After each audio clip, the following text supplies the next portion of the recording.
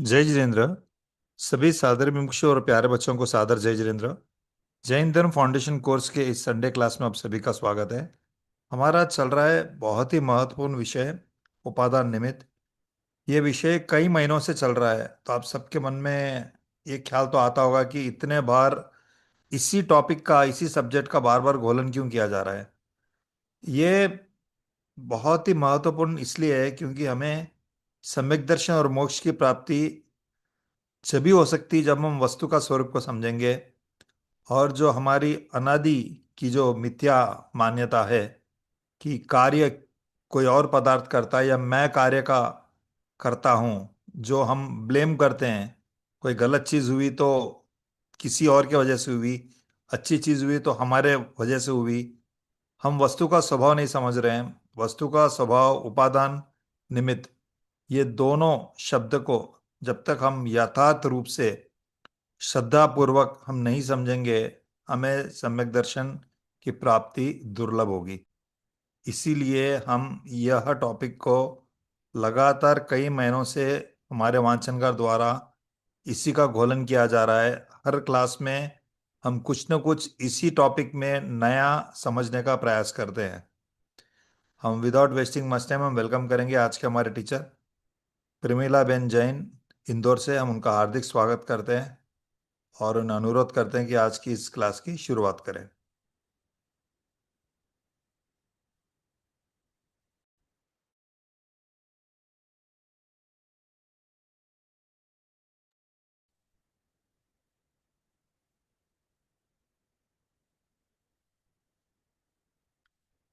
Teacher का internet शायद connect नहीं हुआ है अभी तक। हम जस्ट एक आध मिनट इंतज़ार करेंगे उनका।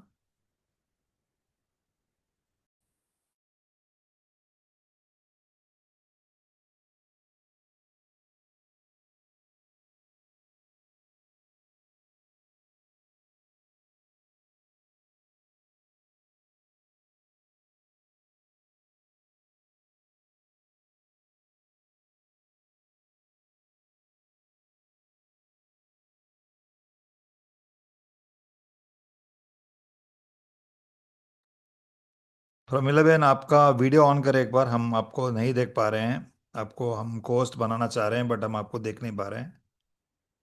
डिवाइस का नाम शायद आपने रीनेम भी नहीं किया है बराबर, इसलिए हम नहीं समझ पा रहे हैं।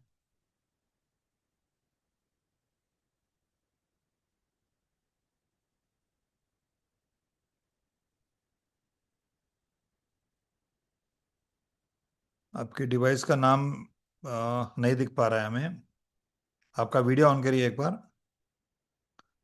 आप जुड़े हुए हैं बट शायद डिवाइस का नाम रीनेम कुछ और किया गया है, इसलिए हम आपको नहीं देख पा रहे हैं।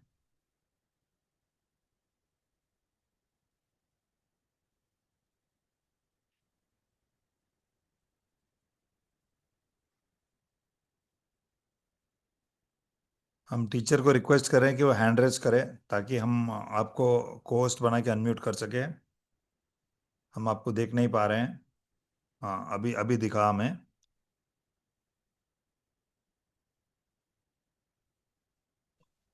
जय जिनेन्द्र। जय जिनेन्द्र। जी। और क्या पता क्या? हाँ, अभी आवाज़ आ रही है आपकी। अब कर सकते हैं, शुरू हाँ, कर आ सकते रही है आवाज। हैं। जी जी, अभी शुरू कर सकते हैं। जय जिनेन्द्र। जय जिनेन्द्र।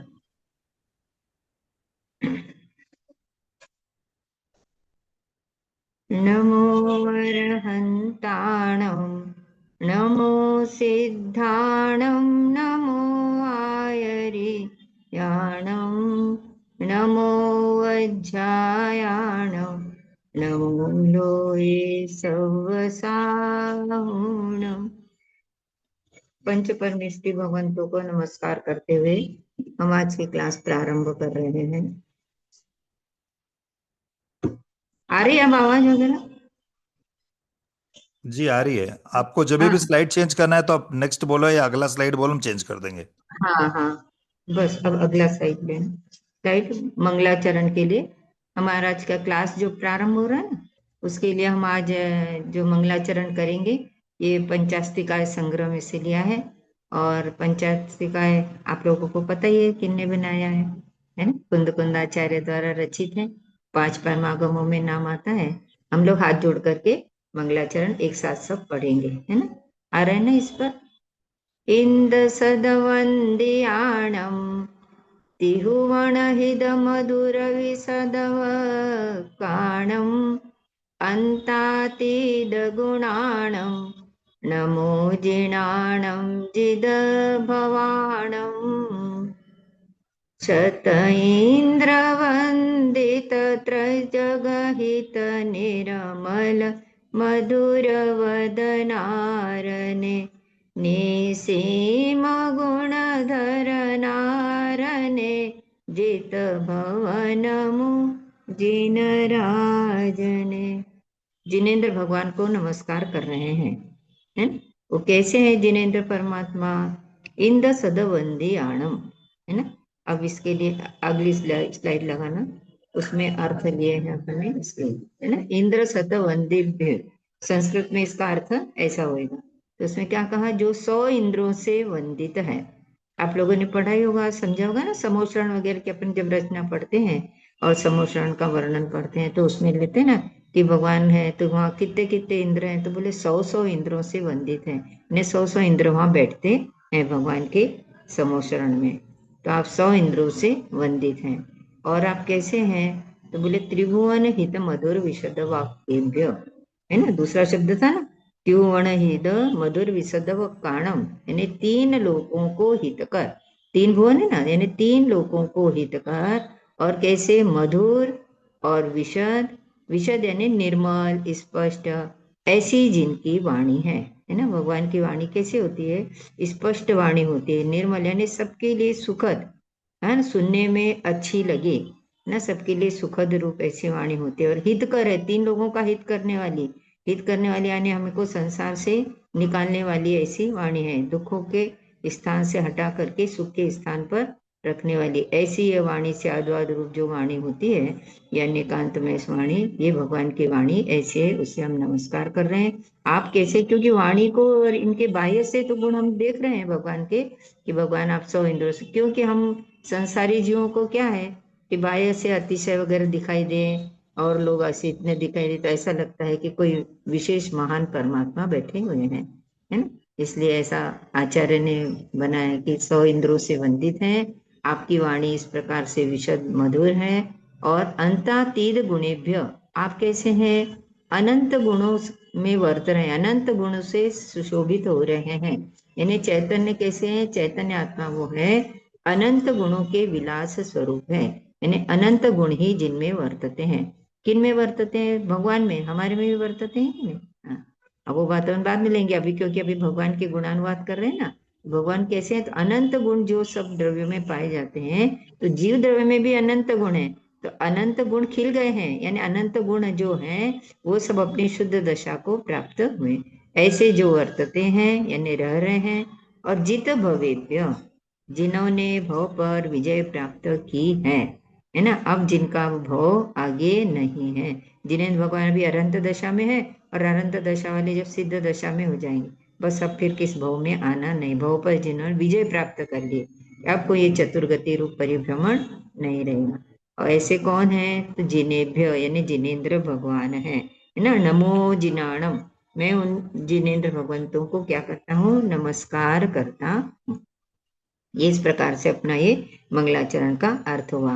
पहला जो अपने शब्द लिया था कि 100 इंद्रों से वंदित है ना। तो 100 इंद्रों से वंदित है, तो 100 इंद्र कौन कौन से हैं, ये भी थोड़ा सा अपन ने खुलासा किया है। तो हाँ, नेक्स्ट लेना, नेक्स्ट ठीक था वो 100 इंद्र वाला, इसके बाद वाला स्लाइड। हाँ, तो 100 इंद्र कौन से होते हैं? जो भगवान के समोषण में विराजमान रहते हैं ना, यानी भगवान की वाणी सुनने आते हैं। तो ये इंद्र लोग आते हैं, देव इंद्र। इंद्र किनको कहा है?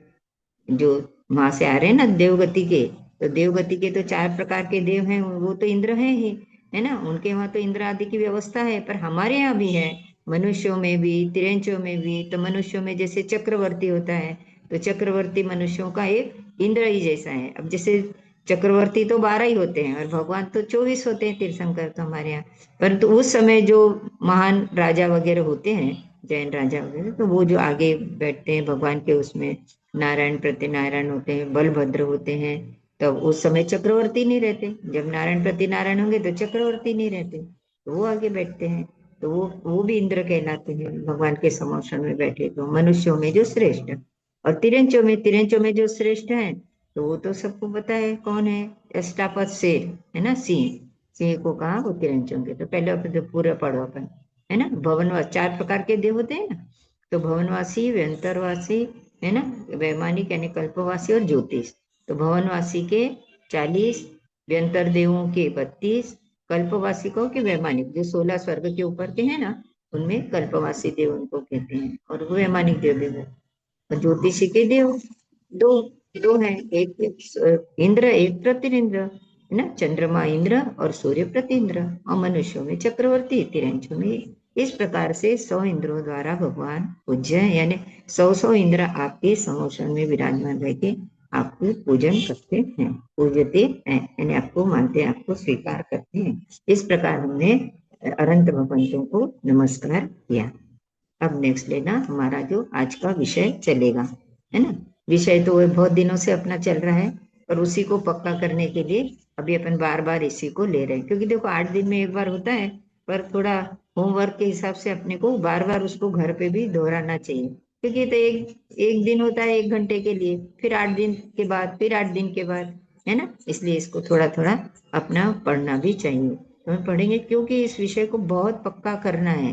ये विषय की भ्रांति कब तक बनी रहती है, जब तक सम्यक तो नहीं होता ना, तब तक समझना कि जब तक बनी रहे। जब सम्यक तो हुआ तभी कहना कि ये मेरी भ्रांति दूर हुई, है ना। क्योंकि कार्य कारण की तो व्यवस्था जगत में है ही, तो वो जो कारण कार्य की व्यवस्था बन रही है, तो उसमें हम एकत्व अहम बुद्धि कैसे कर लेते हैं, एकत्वपना कैसे कर लिया, अहम बुद्धि कैसे कर ली, ममत्वपना कैसे कर लिया, किस कारणों से हम सिद्धांत को पचा नहीं पा रहे। शब्दों में तो बोल रहे, सुन रहे हैं, पर उसे अवधारण करने के लिए हम बारंबार बारंबार पढ़ेंगे तो क्यों नहीं होगा, अवश्य ही होगा, हमें अवश्य ही समझ में आएगा। हम समझदार व्यक्ति हैं, इसी को तो समझाते हैं, है ना। तो चलो अपन फिर से थोड़ा सा रिवीजन करके अपन आगे अपने विषय पर बढ़ेंगे, है ना। तो आपने लिया कि उपादान कारण निमित्त कारण वाला अपना जो कार्य चल रहा है, क्योंकि कार्य हो रहा है, तो कार्य क्या है, तो बोले कारण विधायिनी कार्याणि, ये तो अपने पहले ये अपने सूत्र लिया था समय सार की गाथा के हिसाब से, तो है ना, कारण के अनुसरण करके ही कार्य होते हैं। और कार्य भी अपन उनके और भी नाम अपन ने समझे थे, कार्य है, अवस्थाएं है, पर्याय है, हालत है, दशा, ये सब कहते हैं। तब वो कार्य होता है, तो उन कार्यों में कारण कौन बनता है ना। तो कारण बनता है, तो 2 तरह के कारण कहने में आए, जिनको उपादान कारण और निमित्त कारण अपन ने कहा। तो उपादान कारण की क्या परिभाषा बनाई कि जो पदार्थ स्वयं कार्य रूप से परिणमित हो, उसे उपादान कारण कहते हैं, है ना।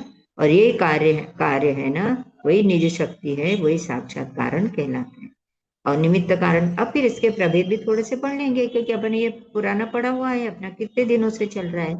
जो स्वयं कार्य रूप परिणमित न हो, बराबर ध्यान रखना, वो परिणमित हो और ये परिणमित न हो, निमित्त कारण, परंतु कार्य की उत्पत्ति में अनुकूल होने का जिस पर आरोप है, उसे निमित्त कारण कहते हैं। एक तो सरल सा अपना उदाहरण हर बार ले रहे हैं, है ना, कि जैसे घट बनता है, तो घड़ा बना, वो क्या है, मिट्टी ने स्वयं ने अपना कार्य किया और घटों से परिणमित हुई, तो बाह्य में निमित्त कुमार के हाथ आदि कहने में आए, है ना। कुमार का हाथ आदि है, चक्र दंड चक्र आदि है, ये सब वो निमित्त कहने में आते। निमित्तों की बहुत भीड़ रहती है, निमित्त बहुत सारे होते हैं, है ना। हम पर जो जो अनुकूल, उन पर जितने पर आरोप देना है वो दे सकते हैं। आगे का स्लाइड लेना नीचे। हाँ, अब वो कार्य जो हुआ ना, तो कारण लिया, तो कार्य की उत्पादक सामग्री है ना, वही कारण है। अब कारण है, अपन 2 कारण ले लिए, उपादान कारण, निमित्त कारण, है ना। अब उपादान कारण के अपन ने फिर प्रभेद भी पहले भी समझे थे, फिर से एक बार अपन रिवीजन कर लेते हैं, यदि कोई को याद हो तो वो भी बता सकते हैं, है ना। और कहो तो अपन पढ़ के बल्ला ने, फिर उसके बाद में आप लोग जवाब दे देना, है ना, बच्चे दे तो ज्यादा बढ़िया रहेगा। तो उपादान कारण में पहले हम पढ़ लेते हैं, फिर है ना बच्चे बताएंगे। तो अपन ने 2 कारण लिए उपादान कारण में, 2, एक त्रिकाली उपादान कारण, एक क्षणिक उपादान कारण। और क्षणिक उपादान के 2 भेद हैं, है ना, 2 प्रकार से कारण हो, अनंतर पूर्व क्षणवर्ती पर्याय और उत्तर क्षणवर्ती पर्याय। उत्तर क्षणवर्ती पर्याय कहो कि उस समय कार्य हुआ, इसलिए उसको तत्समय की योग्यता नाम भी दिया है। और निमित्त कारण में उदासीन, प्रेरक, अंतरंग, बहिरंग ऐसे निमित्त कहने में आए। सद्भाव रूप, अभाव रूप ऐसे निमित्त कहने में आते हैं। इन्हें संपूर्ण कारण व्यवस्था में कार्य का नियम रूप कारण तो एक ही कहलाएगा। फिर भी इन कारणों को जानना बहुत जरूरी है ना। ऐसा नहीं है कि एक ही है तो हम एक को ही जाने। अरे जैसे हम आत्मा को जानेंगे तभी सुखी होंगे, इतना तो सबको मालूम है ना कि आत्मा को जानने बिना सुखी नहीं हो। तो आत्मा को जानने के लिए इतने सबको जानना कि नहीं, सबको जानना है ना। सबको जानेंगे तभी हम ये अपने आत्मा को जान सकते हैं। इसलिए इस विषय को जानने के लिए उनमें जो जो कारण कहे हैं उन, क्योंकि हमें तो कार्य वाली बात लेना है ना, तो जो कार्य हुआ तो वही कार्य और उसी को कारण आप कह रहे हो। पर हमें तो बाह्य में दूसरे कारण भी दिखाई देते हैं, तो उन कारणों को जानना भी जरूरी है ना। चलो आगे की स्लाइड में। अब ये अपन ने फिर इनकी परिभाषाएं भी ले ली थोड़ी सी। पहले बताओ, पढ़ने के पहले अब कौन बताएगा, कोई हिंड्रेस करेगा? त्रिकाली उपादान कारण किसको कहा? ये तो अब लिखा हुआ आया, ये हर बार ही लिखे रहते हैं, है ना। कोई बताएगा क्या त्रिकाली उपादान कारण किसको कहा? बच्चे बोले तो ज्यादा बहुत बढ़िया है, और नहीं तो कोई बड़े लोग को हैंड रेस करे।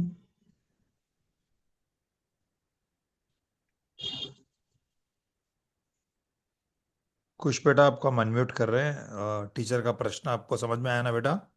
हाँ सर। हाँ, जय जय जिनेन्द्र। जिनेन्द्र सर। जय जिनेन्द्र, बोलो।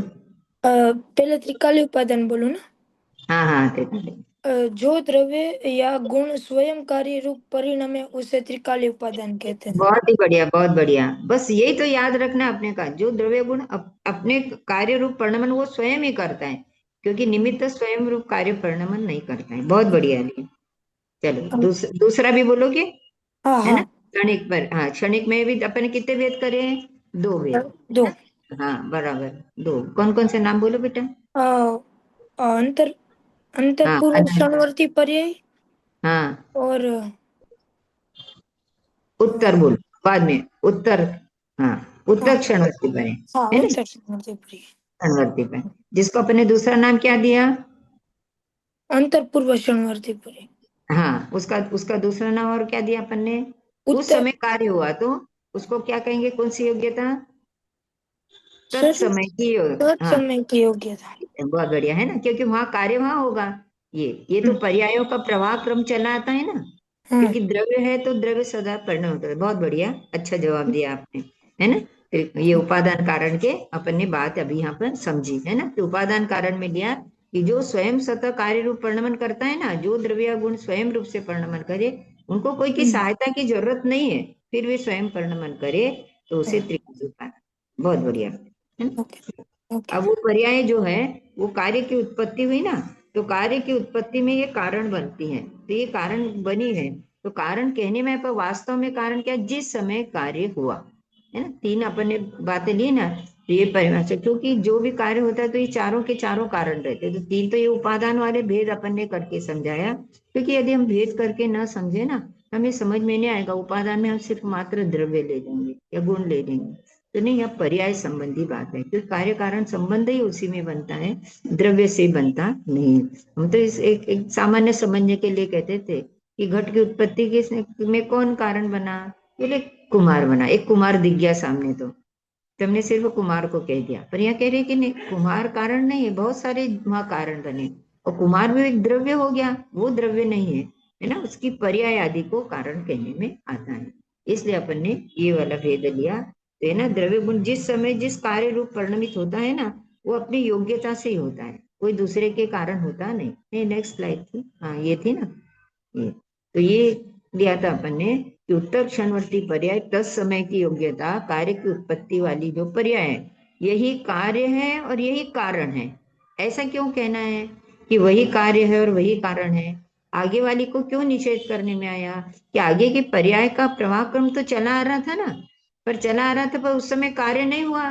तो जिस समय कार्य हुआ, तो इसलिए हमने उसी कार्य को कार्य भी कह दिया और उसी पर आरोप देके उसी को ही कारण कह दिया। क्योंकि पहले की जो पर्याय गई, जैसे दूसरे नंबर पर बोला ना कि अनंतर पूर्वक्षणवर्ती पर्याय, तो वो पर्याय का तो व्यय हो गया, है ना। वो पर्याय व्यय हो गई, यानी वो पर्याय का नाश हो गया, और उसके बाद पर्याय आई। जैसे अपन बार बार ले रहे हैं कि 10 नंबर की पर्याय पे कार्य हुआ, तो 9 नंबर की पर्याय व्यय हो गई, ये तो उसके जस्ट पहले वाली जो पर्याय थी बिफोर वो वाली पर्याय का नाश हुआ, तब दूसरी पर्याय उत्पन्न हुई। तो जो पर्याय उत्पन्न होकर जिस समय वो कार्य हुआ, उसे ही हमने कार्य कहा, उसे को ही हमने कारण कहने में आया, है ना। तो वो ही है। अब ये है कि जो स्वयं से परिणमन करता है, वो ही कर्ता कहलाता है। फिर भी जगत में दो कर्ता आपने क्यों कहे, दो कारण क्यों कह दिए, एक तो उपादान कारण कह दिया और एक निमित्त कारण भी कह दिया। तो अभी हमें उपादान वाली तो बात समझ में आई कि उपादान के आपने भेद आदि करके भी समझा दिया। तो अब और कौन कारण बन रहा था, तो बोले एक निमित्त कारण भी बन रहा था। नेक्स्ट लेना जी। तो निमित्त को भी कह रहे थे, पर हमने तो पढ़ लिया था, क्योंकि निमित्त किसे कहा था। हाँ, निमित्त किसे कहा, कौन बच्चे परिभाषा बताएंगे निमित्त की।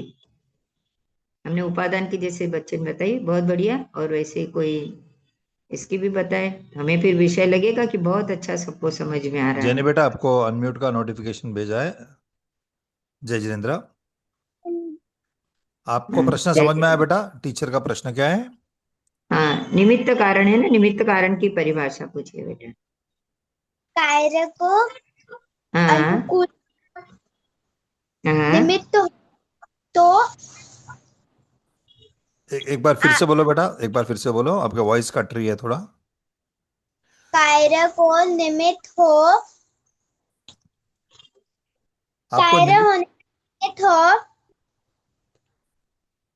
आपको निमित्त की परिभाषा बोलना है बेटा, निमित्त का डेफिनेशन बोलना है। कार्य का, कारण में अनुकूल होने का हाँ हाँ आरोप आती है। हाँ, बहुत बढ़िया है। कार्य का होने का आरोप आता है, यानी वो कार्य रूप परिणमन नहीं करता, है ना। कार्य रूप परिणमन कौन करेगा, उपादान, है ना। और ये कार्य की उत्पत्ति में अनुकूल होता है, तो क्या होता है, उस पर आरोप आता है। बच्चों को थोड़ा हिंदी बोलने में भी लगता है, अपन लोगों ने हाँ ज्यादा करके हाँ हिंदी का पर लेना चाहिए, क्योंकि अपने जिनागम वगैरह ये सब हिंदी में है ना, जैसे क्लास वगैरह में भी जी, ज्यादा हिंदी का ही प्रयोग हमारे करना हमारे चाहिए। सारे क्लासेस हिंदी में चलते हैं, यही कारण है, हाँ, ताकि ये बहुत बढ़िया है। नहीं, लेना ही चाहिए, हिंदी में होगा तो बच्चों को भी बहुत अच्छी पकड़ रहती है। और घर में हम्म, भी सबको कहना चाहिए कि थोड़ा हिंदी पे भी बच्चों को जोर दे, तो वो गुजराती तो तुम्हारे स्कूल गुजराती तो वगैरह लोग बाहर ऐसे भी के। सीख ही लेते हैं, गुजराती तो ऐसा हाँ भी सीख ही लेते हैं, बट हिंदी हाँ उनका हाँ कमजोर होता है, इसलिए हम पूरे क्लासेस हिंदी में लेते हाँ, हैं। सही बात है, थोड़ा कोई बात नहीं। चलो, बहुत अच्छा जवाब दिया बच्ची ने वेरी गुड कि जैनी ये। बेटा। हाँ, बहुत वो क्या बढ़िया। बोलेंगे, आरोपाय क्या बोलेंगे इंग्लिश में, आरोपाय बच्चों को समझाने। एक्यूज, एक्यूजेशन, इंग्लिश वर्ड उसका एक्यूजेशन है, उसको एक्यूज कर रहे हैं कि ये उसके ऊपर आरोप डाल रहे हैं हम। वो कर इंग्लिश नहीं वर्ड रहा तो है, वो, हाँ, देना। इंग्लिश वर्ड तो एक्यूजेशन है, ACCUSATION, एक्यूजेशन, या एक्यूज, ACCUSE। क्योंकि क्या है, इंग्लिश के शब्द तो बहुत कम है, हिंदी के ज्यादा है। अब उसमें से भाव पकड़ना मुश्किल पड़ता है ना, इसलिए बार बार हिंदी का समझाते हैं कि नहीं, हिंदी से समझोगे तुम्हें भाव पकड़ में आएगा, क्योंकि उसमें इतने शब्द नहीं है अंग्रेजी में। और वैसे आपको समझ में आ गया होगा कि आरोप देना यानी क्या, वो परिणमन नहीं कर रहा, पर वो उपस्थित जरा जरूर रहेगा। जो अनुकूलता में निमित्त बनता है ना, उसी पर आरोप आएगा, अन्य पे आरोप नहीं आएगा। जैसे हम भोजन तैयार करते हैं, जैसे रोटी बना रहे हैं, तो रोटी बना रहे हैं तो चकला बेलन तवा वगैरह जो वस्तु रहती है, जो रोटी के लिए साथ में थे निमित्त रूप से, उन्हें हम वो अनुकूल बने तो उन पर आरोप दे सकते हैं। पर वही स्टैंड पर हमारे पर थाली लोटा गिलास अन्य भी बर्तन पड़े हैं, चम्मच वगैरह, उस पर हम आरोप नहीं देंगे, क्योंकि वो उसमें कोई भी कार्य करने के लिए अनुरूप नहीं बने, उसके अनुकूल नहीं रहे। वो भी अनुरूप होना चाहिए ना, उस रूप, तो उस रूप वो नहीं रहे, इसलिए हम उस पर आरोप नहीं देंगे, भले सामग्री बहुत सी पड़ी रहे। अरे जैसे घट बनता है, तो कुम्हार बना रहा है, तो कुम्हार के जो परिणाम है, उसके हाथ आदि की क्रिया है, उसका योग उपयोग है, तो उसको हम निमित्त कह सकते हैं। पर अन्य कुम्हार उसके साथ बैठा है, उस पर हम आरोप नहीं दे सकते कि उसने भी क्या, वो निमित्त कारण नहीं बनेगा। वो ही निमित्त कारण बनेगा जो उस समय वो क्रिया कर रहा है ना। मैंने और चैट बॉक्स में डाला है अनुभूति जी के आरोप का इंग्लिश वर्ड्स होते हैं एक्यूज, एलिगेशन, ब्लेम। ठीक है, ये तीन वर्ड्स हाँ आरोप के हाँ अगेंस्ट अब यूज कर सकते हो आप। हाँ हाँ, बस उससे अपन समझ सकते हैं कि ये क्या कहना चाहते हैं। और उसी के अपने दो भेद भी लिए थे, पहले भी लिया था, अभी भी ले रहे हैं कि प्रेरक निमित्त और उदासीन निमित्त। तो प्रेरक निमित्त में लिया इच्छावान और क्रियावान, है ना। जैसे जीव है, जीव इच्छावान भी है, क्रियावान भी है। और उदासीन निमित्त में इच्छा शक्ति से रहित निष्क्रिय द्रव्य, है ना। निष्क्रिय जो उस समय कोई कार्य कर रहे नहीं है। वैसे चार द्रव्य तो निष्क्रिय कहलाते हैं, वो क्रियावती शक्ति भी नहीं है, जीव पुद्गल में ही है। पर पुद्गल में इच्छा शक्ति नहीं है, और जीव में इच्छा शक्ति और क्रिया दोनों है। क्योंकि कुमार तो बैठा हुआ है ना, पर उस समय इच्छा होना ना, उसे बनाने का भाव होना, है ना। महिला तो बैठी हुई है, परंतु उसे रोटी बनाने का, रसोई बनाने का भाव होना, अंदर से भाव भी हो रहा है, हाथ आदि की क्रिया भी हो रही है, उपयोग भी उसमें, ज्ञान भी उसमें जुड़ रहा है। तो वो सब अपने कहने में वो आएगा कि ये निमित्त रूप से है। और बाकी वो सब बैठे रहे घर में तो उनको निमित्त कहने में नहीं आएगा। और निमित्त का ज्ञान करना भी बहुत जरूरी है। जरूरी इसलिए कि हम उस पर आरोप ही दे रहे हैं, वो कोई कार्य कर रहा नहीं, और वो कार्य रूप परिणमन करता भी नहीं है। क्योंकि निमित्त की तो बहुत यानी ज्यादा संख्याएं होती है। एक ऐसा अपना जिनागम में एक उदाहरण आता है कि इसमें अच्छा अष्ट सहस्त्री में है कि जैसे माली ने आम बोया, आम लगाया, यानी आम का पेड़ लगा, आम का पेड़ लगा, 7-8 साल में आम आए। और आम आए तो आम गांव में बेचने के लिए गए, बेचने गए तो बहुत पैसा आया, बहुत पैसा आया तो घर में आया तो पत्नी ने बोल दिया कि इसमें से तो आधा पैसा मेरा चाहिए।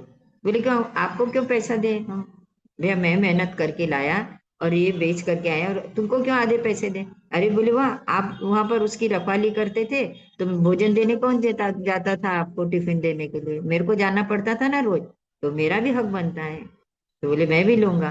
फिर जब कुत्ता आया तो कुत्ता बोले मैं तुम्हारे इसकी रात को रखवाली करता था, मैं भोगता था तो दूसरे बच्चे कोई इसको तंग नहीं करते थे, कोई पेड़ पे चढ़ते नहीं थे, कोई खाते नहीं थे यहाँ से आम वगैरह, तो मेरे को भी इसका हिस्सा चाहिए, आप देने तो मेरे को भी हिस्सा चाहिए। हाँ, सब अपना अपना हिस्सा मांगने के लिए आ गए। पानी आया तो बोले, पानी बोले कि मैंने सींचता तो ये वृक्ष कैसे बढ़ता। हाँ, वो सूर्य आया तो सूर्य बोले कि मैं धूप नहीं देता इसे, तो फिर ये कैसे पकता। तो सबने अपनी अपनी लगाई। परंतु क्योंकि निमित्त तो बहुत सारे इकट्ठे हो जाएंगे, एक कार्य होने में अनेक कारण चाहिए, तो अनेक कारण चाहिए, पर वास्तविक कारण वे नहीं है। वास्तविक कारण तो उसका बीज है, गुठली है, वो तो कुछ बोल ही नहीं रही है, क्योंकि वो उपादान तो स्वयं उस कार्य रूप से परिणमित हुआ, वो पेड़ रूप परिणमित हुआ न, वो हुआ, परंतु वो आया नहीं। और निमित्त ने सबने आकर के कह दिया कि मैंने किया, मैंने किया, मैंने किया। तो ऐसे हमारे जगत में भी मनुष्यों की यही तो कार्य चल रहा है कि कार्य हो रहा है उपादान से, और हम मान रहे हैं कि नहीं मैंने करा इस कार्य को, है ना। तो आचार्य ने ऐसा एक उदाहरण दिया है कि सभी कह रहे हैं कि मेरे को भी हिस्सा चाहिए, मुझे भी हिस्सा चाहिए, मैंने किया, मैंने किया, तो बोले कुछ भी किया नहीं। गुरुदेव तो बार बार ये उदाहरण दिया ही करते हैं कि हूँ करूँ एज अज्ञान छे, हाँ, चटकनो बार जे स्वान ताने। तो बस ये कर्ता बुद्धि हटाने के लिए ये विषय हम बार बार ले रहे हैं, और इसे बार बार चिंतन का विषय बहुत है, ये विचार करने के लिए। सिर्फ एक हमने छोटी छोटी सी स्लाइड बना दी और सीख लिया, इतना सा नहीं, इसे बार बार विचार करके क्यों ले रहे हैं, हमारी इतने सब बार बार ये विषय क्यों आ रहा है, इसका विषय अपने को ध्यान में रखना। नेक्स्ट स्लाइड लेने ना। हाँ, ये देखा लिया ना अपने, चार कारण हो गए ना, तीन तो अपने उपादान संबंधी और एक निमित्त संबंधी।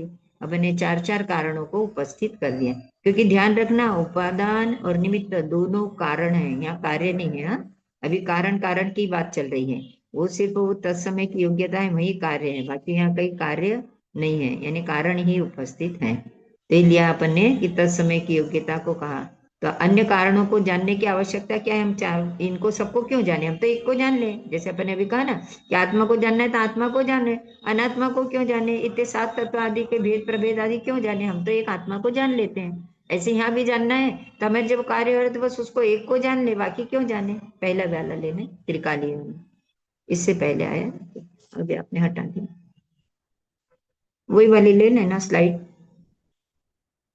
हाँ, ये तो त्रिकाली शक्ति रूप वरदान कारण तो सदा है, तो कार्य के सदा उत्पन्न होने का प्रसंग आ जाएगा ना ये। किंतु किंतु त्रिकाली योग्यता वाला द्रव्य क्षणिक कार्य कैसे करेगा। अब ये भी हमारे प्रश्न समझने योग्य है ना, कि भाई वो काम करेगा कैसे, हमने त्रिकाली को लिया तो सही, पर देखो त्रिकाली के बिना ये पर्याय भी आई कैसे, वो उसी द्रव्य को तो अनुसरण करके आई ना, तो इसलिए उसके बिना भी हो सकती नहीं, परंतु वो है वो तुम्हारा क्षणिक कार्य कैसे करेगा? क्षणिक कार्य तो पर्याय में हो रहा है, वो पर्याय हो रही तो उसका ही नाम पर्याय है। लिया ना? फिर त्रिकाली द्रव्य पर्याय को करे तो पर्याय के व्यय होने पर द्रव्य के ही नाश का प्रसंग आ जाएगा, द्रव्य ही नाश हो जाएगा। और अन्य कार्यों की द्रव्य में योग्यता थी तो वही तो विवक्षित कार्य हुआ, और वही क्यों हुआ, दूसरा क्यों नहीं हुआ? इसलिए इनको जानना बहुत जरूरी है ना? उपादान को भी जानना जरूरी है, और उसकी जो पर्यायों का प्रभाव क्रम चला आ रहा है तो हमें उसे जानना जरूरी है, क्योंकि ऐसा थोड़ी है कि द्रव्य को हमने जैसे ही जाना आत्मा को और बस उसी समय हमको कार्य मिल गया, सम्यक दर्शन हो ही गया।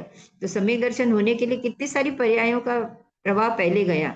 और अपन पढ़ते भी है ना, जैसे एक बार 5 समवाय मिलना चाहिए तब ये कार्य होता है, 5 लब्धि आएगी पहले, फिर सम्यक दर्शन होता है, तब ये सब पूरे क्रम तो चलता है ना।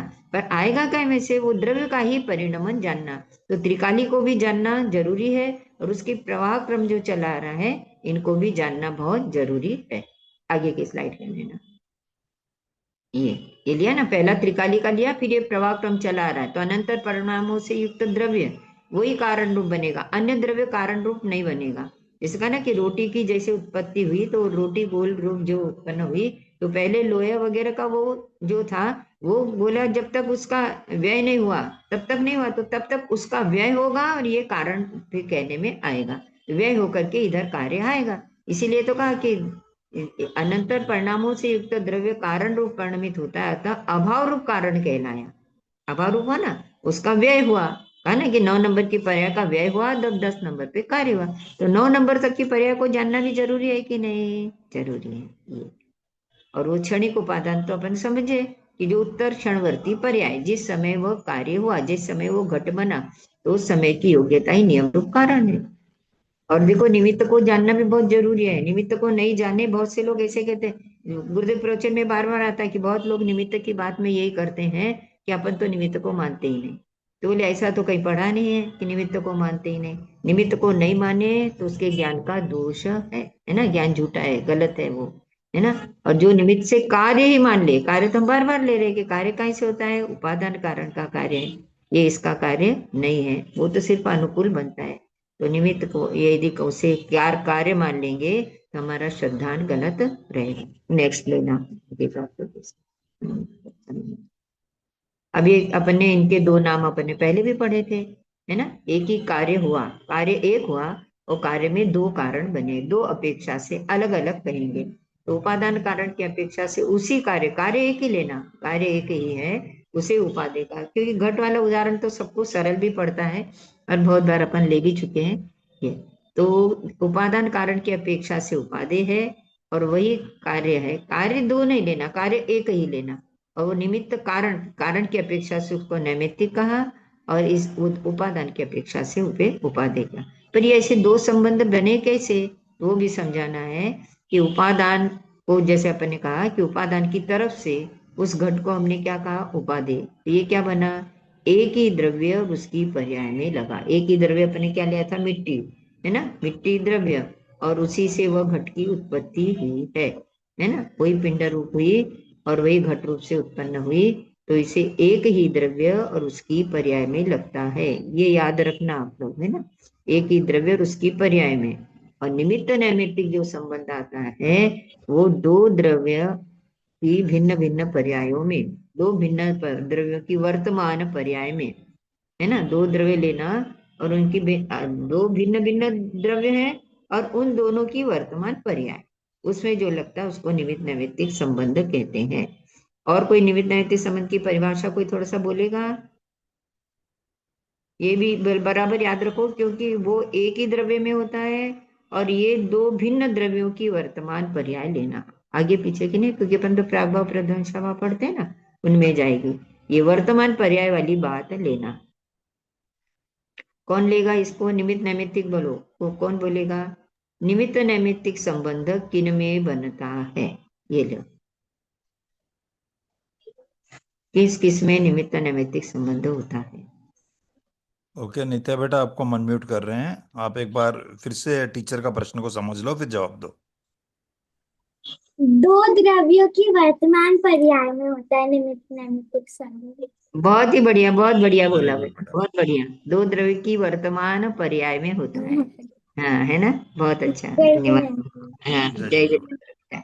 बहुत अच्छी, क्योंकि ये बात याद रखना है कि दो द्रव्य की वर्तमान पर्याय होती है। हाँ, तो उसमें कौन सा संबंध है? कार्य कारण संबंध हो गया, वो कारण बना सिर्फ निमित्त।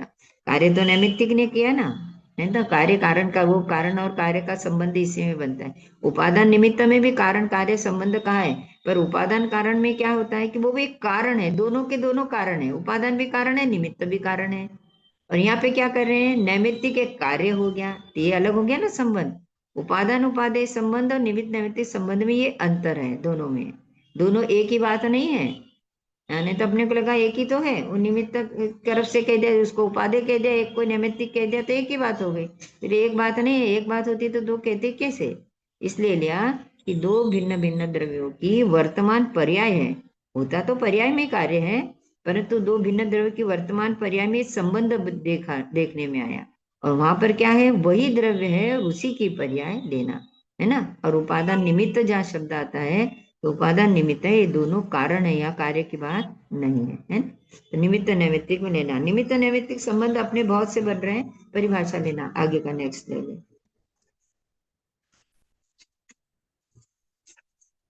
निमित्त नैमित्तिक संबंध, आगे स्लाइड। हाँ, ये संबंध बन, ये परिभाषा भी ध्यान रखना निमित्त नैमित्तिक की, कि जब उपादान स्वयं सतह कार्य रूप परिणमित हो। आगे आगे, हाँ वो तो उदाहरण है ना। उपादान स्वयं सतह कार्य रूप परिणमित होता है, तब भाव रूप या अभाव रूप किस उचित निमित्त कारण का उसके साथ संबंध है, यह बताने के लिए कार्य को अपन नैमित्तिक कहते हैं। ये नैमित्तिक तो अपने समझा निमित्त कारण की अपेक्षा, पर परिभाषा में क्या ध्यान रखना कि भाव रूप या अभाव रूप कौन सा कारण था उचित, यानी योग्य जो निमित्त कारण है उससे का वो हुआ, ये बताने के लिए हमने कार्य को नैमित्तिक कहा, है ना? सब संबंध दो द्रव्य की स्वतंत्र पर्याय के बीच होता है ये संबंध। और निमित्त नैमित्तिक का स्वचतुष्टय, यानी द्रव्य क्षेत्र काल भाव भिन्न भिन्न होता है, एक नहीं, क्योंकि दो द्रव्य हो गए ना अलग अलग, दो द्रव्य अलग हो गए तो उनका चतुष्टय भी अलग अलग हो गया। और निमित्त कार्य को करता नहीं है, केवल अनुकूल ही होता है, बस ये संबंध, ये निमित्त नैमित्तिक संबंध ध्यान रखना। जैसे बहुत सारे उदाहरण वगैरह आ सकते हैं, जैसे पहले आपका आ चुका है कि व्यवहार बना था, तो उसमें कौन निमित्त बना? क्योंकि कार्य हुआ ना, एक नैमित्तिक कार्य हुआ, तब उसमें कौन निमित्त बन रहा है? तो बाहर में देखने में आया तो सुनार और उसकी जो सामग्री वगैरह वो बनाने वाले, उसके हथौड़े वगैरह, तो वो सब उसके औजार वो कार्य के लिए निमित्त बने। परंतु अब कौन सा कार्य भाव रूप है, कौन सा अभाव रूप है, ये भी थोड़ा सा ध्यान में रखना चाहिए। जैसे पहले अपनी क्लास वगैरह में हुआ भी था या कि जैसे केवल ज्ञान की प्राप्ति हुई, तो व्यक्ति किसका अभाव हुआ? वह ज्ञानावर्णी कर्म का अभाव हुआ। तो ज्ञानावर्णी कर्म का अभाव है तो उस पर भी आरोप देने में आता है कि उस कर्म का अभाव हुआ और इधर केवल ज्ञान की उत्पत्ति हुई, तो वो अभाव रूप कारण बन जाता है ना? जैसे जब तक नहीं हुआ मुनिराज की दशा है, तो मुनि दशा है तभी केवल ज्ञान की उत्पत्ति नहीं हुई है, तो केवल ज्ञान की उत्पत्ति नहीं हुई, तो अब यह क्या कारण बना है? उनको ज्ञान क्यों नहीं पूर्ण उत्पन्न हो रहा? तो अंतरंग निमित्त की अपेक्षा ऐसे बारे में तो अपने लेते ही हैं अपन के अपने पुरुषार्थ की अभी कमी है, कि व्यापार समवाय नहीं मिले, कि ये नहीं हुआ, अभी काल लब्धि नहीं आई, तो ये सब मिलता है। परंतु अपन अंतरंग में निमित्त कर्म की तरफ से देखो, तो अभी कर्म क्या है? भाव रूप ज्ञानावर्णी कर्म आदि का उदय भी दिख रहा है, इस कारण से ये दिखाई नहीं दे रहा। बहुत सारे उदाहरणों में हम इस कार्य को बात को लगा सकते हैं। ऐसा इस प्रकार का निमित्त नैमित्तिक संबंध पाया जाता है। ऐसे निमित्त नैमित्तिक संबंध के लिए हमने थोड़े से एक आध उदाहरण रूप से शायद समय सार का भी दिया था। हाँ हाँ, ये समय सार की गाथा आदि का दिया था हमने, कि जैसे 80 81 गाथा आदि में कहा है कि जीव भाव हेतु पाए पुद्गल कर्म रूप जो पर्ण में, और पुद्गल कर्म के निमित्त से जीव भी त्यों पर्ण में। बस ऐसा निमित्त नैमित्तिक संबंध जानना कैसा है कि जीव का कारण पा करके जीव जैसे परिणाम करता है, इधर कर्म का संबंध हुआ, और कर्म का फिर उदय ऐसा आया तो इधर जीव के परिणाम हुए, ये हुआ। पर इतना संबंध जानना, पर कौन सा नहीं जानना? तो आगे की गाथा में आचार्य कह रहे हैं कि जीव कर्म गुण करता नहीं, नहीं जीव गुण कर्म ही करे, अन्योन्य के ही निमित्त से परिणाम दोनों के बने। बस जीव है वो कर्म का कार्य नहीं करता है, और कर्म है वो जीव का कार्य नहीं करते। पर आप पहले ऐसा कहते आ रहे हैं कि जब जीव परिणाम ऐसा करता है तो कर्म का संबंध होता है। तो फिर देखो जीव ने कर्म बांधे कि नहीं?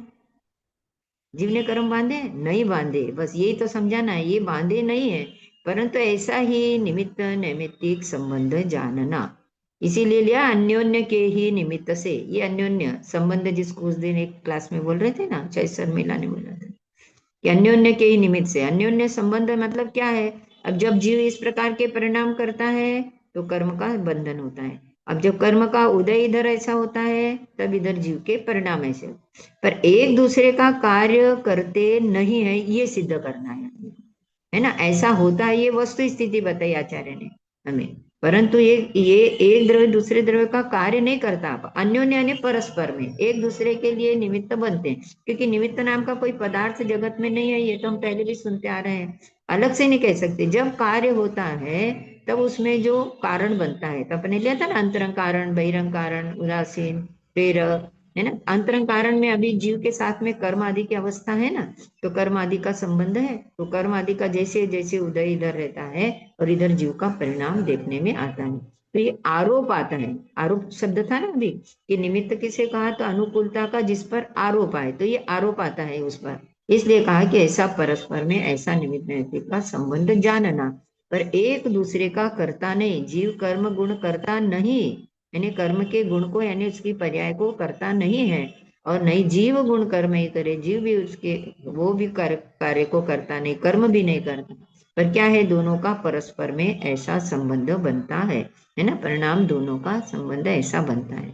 इसलिए लिया कि दो द्रव्य मिलकर के कोई भी, क्योंकि हमारी भ्रांति यही चल रही है ना, कारण कार्य वाला संबंध हमें समझाना है, तो भ्रांति यही चल रही है। तो अब बाद में ये कह रहे हैं आचार्य कि दो द्रव्य मिलकर के कोई कार्य करते नहीं है। वे जीव पुद्गल दो मिलकर करेंगे, या दो जीव जीव ले लो, है ना, गुरु और शिष्य दो मिल गए, दो मिलकर के कार्य कर सकते हैं? नहीं कर सकते। दो द्रव्य मिलकर एक कार्य नहीं होता।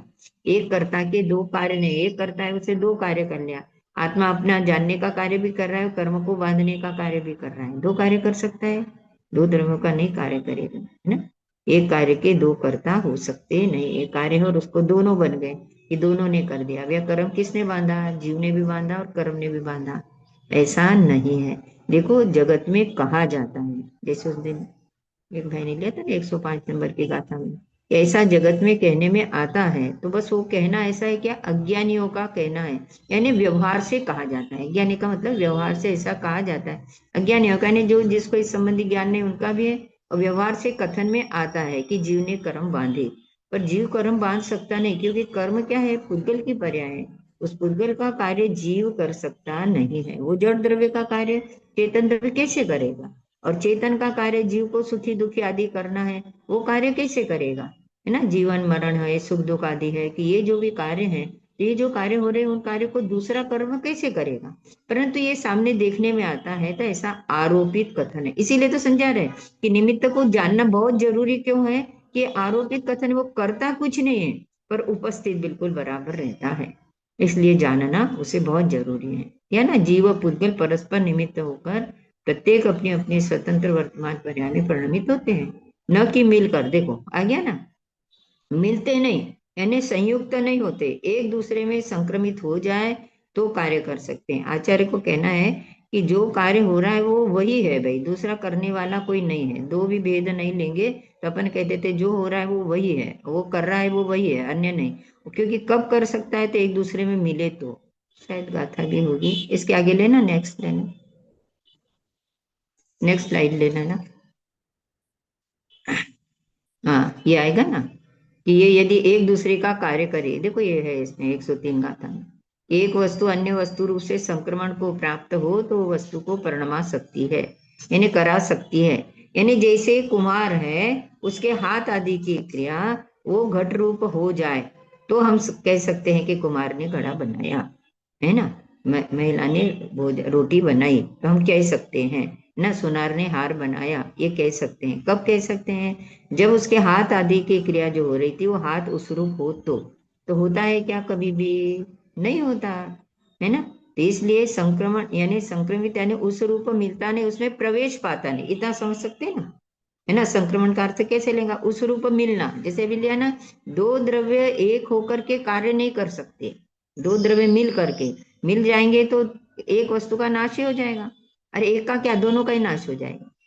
दो शुद्ध वस्तु भी मिले तो वस्तु को अशुद्ध ही कर देगी, तो दो मिल सकती नहीं। तो एक वस्तु अन्य वस्तु रूप से संक्रमण को प्राप्त हो तो वस्तु को परिणाम आ सकती है, पर ऐसा तो बनता नहीं। इसलिए आचार्य ने ना संक्रमा किस भांति वह पर द्रव्य प्रणमावे, अरे ये उसकी लाइन है ये डाली ये।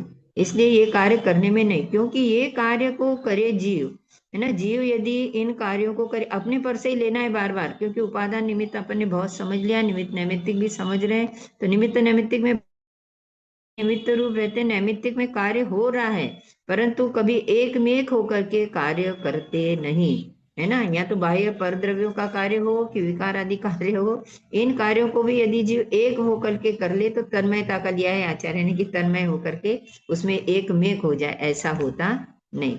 और निमित्त नैमित्तिक भाव से भी वो द्रव्य कार्य नहीं कर रहा है, ये तो परिणमन उस पे आरोपित आता है, बस आरोप कहने वाला कथन है। तो वो भी भाव से यदि कार्य करे तो उसमें नित्य कर्तृत्व का, यानी कि जैसे कुम्हार है तो भैया कुम्हार प्रति समय घड़े बनाता ही रहेगा, तो ऐसा तो होता नहीं है। तो इसलिए लिया नित्य कर्तृत्व का भी प्रसंग आ जाएगा। समय हो रहा है ना, तो आगे का लेंगे विषय। इसलिए ये एक दूसरे का कार्य करता नहीं, इसलिए वस्तु की स्वतंत्रता की घोषणा कर दी अब तो, है ना, कि वस्तु स्वातंत्र समझो, स्वतंत्र है सब, प्रत्येक वस्तु। ऐसा नहीं कह रहे कि जीव है पुद्गल धर्म अधर्म आकाश काल सब अपना अपना कार्य कर रहे, कोई एक दूसरे का कार्य नहीं कर रहा, पर ये जीव का ही परिणाम ऐसा है कि परद्रव्य के संयोग में आता है। क्योंकि भैया साथ में सभी लोक में विश्व में तो 100 द्रव्य है ना, तो वो सब द्रव्यों के साथ इसको कहीं ना कहीं एकत्व पड़ा ही रहता है। तो परद्रव्य के कार्य में, परद्रव्य के कार्य का कोई निमित्त भी बनना हो तो वहां पर भी ये अपना ही लगाते कि मैं नहीं किया। जैसे धर्म अधर्म आदि को भी ये मानता तो नहीं है, फिर भी भैया मैंने चलाया, मैंने ठहराया, हमने रहने की जगह दी, मैंने इसका परिणमन किया, मैंने बच्चे को पाल पोस के बड़ा किया, ये इस प्रकार की भावनाएं जो रह गई, तो अन्य द्रव्यों पर यानी अन्य जो द्रव्य है उन पर आरोप आता है कि वो तो उन द्रव्यों के कार्य में निमित्त बन रहे थे, पर आप तो निमित्त भी नहीं है और आप उसको कर्ता कैसे मान रहे हैं। ये बहुत बड़ी गलती है। इसलिए कह रहे हैं कि वस्तु स्वयं अपने परिणाम का करता है, कोई भी वस्तु किसी का करता नहीं है ना, एक दूसरे का करता नहीं है। तो श्री गुरु ने अपने को ये समय सार के कलश के माध्यम से 4 विशेष लक्षण बताए हैं कि वास्तव में परिणाम ही निश्चय से कर्म है। जो परिणाम हो रहा है, जो कार्य हो रहा है, पर्याय हो रहे, वही निश्चय से कर्म है ना। क्योंकि परिणाम अपने आश्रयभूत परिणामी का ही होता है, यानी द्रव्य का ही होता है। वो जो पर्याय हुई है वो अपने द्रव्य की ही है, अन्य की नहीं है। और कर्ता कर्म के बिना नहीं होता। कर्म, कर्म यानी कार्य, इसलिए कॉमा लगाए ना, कर्म यानी जो भी कार्य हुआ है वो कर्ता के बिना हो सकता नहीं है, तो कर्ता को अपने उपस्थित किया ही है ना। और वस्तु की कभी एक रूप अवस्था यानी स्थिति नहीं रहती है। एक रूप स्थिति यदि रहे तो फिर वैसे ही बना रहे, अरे पापी है तो पापी रूप ही कार्य करा करेगा, विकार रूप है तो विकार रूप ही कार्य करेगा, तो कभी भी भगवान बन ही नहीं सकता, कभी सुधर ही नहीं सकता, कहीं समझ ही नहीं सकता। तो ऐसी स्थिति तो कभी भी रहती नहीं है। तो भूतगल द्रव्य की हो, जीव द्रव्य की कोई की भी एक रूप स्थिति नहीं रहती, क्योंकि प्रति समय परिणमन परिणमन आदि हो रहा है ना। ते वस्तु स्वतंत्रता की घोषणा से अपन ने आचार्यों के माध्यम से भी थोड़ा सा स्वाध्याय दिया। अब नेक्स्ट लेना। अब हमने इतने सब पूरे पढ़ लिए, इनमें और सिद्धांत और फिर से एक बार रिवाइज कर लेते हैं। ये उपादान से ही कार्य होता है और कारण पूर्वक ही कार्य होता है, कार्य पूर्वक ही कारण। कारण क्यों कहा है यहाँ पे, ये कारण यानी निमित्त कारण लेना। दूसरा कार्य पूर्वक जो कार्य हुआ ना उसी के अनुसार हमने उसको कारण को कहा, क्योंकि निमित्त कार्य के अनुकूल ही होता है ना। और लिया जिस द्रव्य के परिणाम हुए उसी के अनुरूप है, कारण कहीं और कार्य कहीं हो, ऐसा कभी हो सकता है क्या? नहीं हो सकता। ये सिद्धांत है हमारे, है ना, कि कभी हो सकता नहीं है। निमित्त नैमित्तिक में कुछ करे वहां कर्ता कर्म संबंध हो जाएगा, ऐसा असंभव है। निमित्त है वो नैमित्तिक में कुछ करे, निमित्त नैमित्तिक साथ नहीं है, देख लें कॉमा लिया, निमित्त है वो नैमित्तिक में कुछ कार्य करे तो वहां उसका कर्ता कर्म संबंध हो, पर ऐसा है नहीं, है ना, ये समझना। क्योंकि सबसे बड़ी भूल यही है कि निमित्त नैमित्तिक में हम कर्ता कर्म मान रहे हैं। मान्यता पर ठेस आना चाहिए, मिथ्या तो पर ठेस आना चाहिए। मिथ्या तो नहीं गया तो हमारी मान्यता नहीं गई, तो हमारे इतना पढ़ना सुनने आदि में कहाँ रहा। ये मूल बात वहां पर जोर देना है, इसलिए बार बार हम ये समझ रहे हैं। बार बार पढ़ना, बार बार सुनना, क्यों नहीं समझ में आएगा, क्यों नहीं होगा, भाव भाषण भी होगा ही होगा। समझ में आ रहा है, मैं ज्ञान वाला प्राणी हूँ तो मुझे आ रहा है समझ में आ रहा है, गुरुओं की बात मेरे को समझ में है, पर समझ में और कार्य होगा ही होगा। हमें कभी निराश नहीं होना, हताश नहीं होना कि अभी तो कुछ हुआ ही नहीं, अभी तो कुछ हुआ ही नहीं, रिजल्ट जल्दी देखने नहीं जाना। उसमें तद्रुप होकर के लगे रहना। लगे रहोगे तो एक दिन कार्य अवश्य ही होगा, है ना। विश्वास रखना, विश्वास रखना उसी का नाम ही तो श्रद्धान भी है ना। तो जब उपादान स्वयं कार्य हो तो निमित्त मिलाने हटाने की अपेक्षा भी नहीं रहती, क्योंकि वस्तु अपना कार्य स्वयं करती है। कि माता जी कहते थे ना कि द्रव्य तो उसे कहना कि जिसे अपना कार्य करने के लिए पर की राह देखना न पड़े, है ना। माता जी ने कितने अच्छे एक लाइन में सब पूरी बात कह दी। ये कार्य सब अपना अपना करते हैं, ये द्रव्य ही उसका नाम है कि जिसको अपना कार्य करो, किसी की अपेक्षा रहे नहीं। अपेक्षा नहीं तो कोई उपेक्षा भी करे तो दुखी होगा नहीं कि इसने मेरी मदद नहीं करी, है ना। ज्ञानी है वो कभी पर की राह नहीं देखते कि पर मेरे को मदद करेगा। हाँ, ज्ञानी तो ये कहते कि पर मदद कर ही नहीं सकता, कोई किसी को प्रेरणा दे नहीं सकता, कोई किसी की मदद कर ही नहीं सकता, है ना। ये तो सिद्धांत है। परंतु अभी हम ये जो निमित्त नैमित्तिक संबंध समझ रहे हैं उसमें इतना जान रहे हैं, उचित निमित्त का भी ज्ञान होना बहुत जरूरी है।